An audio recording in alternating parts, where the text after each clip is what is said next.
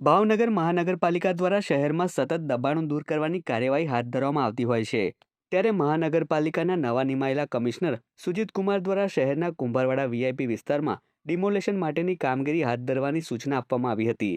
જે અંતર્ગત મોટી તળાવ વિસ્તારમાં અનેક અલંગના ભંગારના વેપારીઓ દ્વારા પોતાની પ્રિમાઇસીસ બહાર ગેરકાયદેસર ભંગાર, કેબલ, મશીનરી તેમજ અલંગ ખાતેથી લાવવામાં આવતી અનેક ચીજવસ્તુઓ મૂકવામાં આવતી હતી. ત્યારે ભાવનગર મનપાની દબાણ શાખા દ્વારા 3 દિવસમાં 10 ટ્રક ભરીને માલ જપ્ત કરવામાં આવતા અન્ય વેપારીઓ સહિત ભંગારીઓમાં ફફડાટ ફેલાયો હતો. એસ્ટેટ વિભાગના દબાણ હટાવ ટીમ દ્વારા મોતી તળાવ વિસ્તારમાં છેલ્લા 3 દિવસથી દબાણ હટાવની કામગીરીની ડ્રાઈવ ચાલુ છે, જેમાં કુલ અંદાજે ગણીએ તો 10 થી વધુ ટ્રક ભરાય તેટલો ભંગાર, મશીનરી અને અન્ય ઇન્ડસ્ટ્રીયલ ઇક્વિપમેન્ટ્સની જપ્ત કરવામાં આવેલ છે.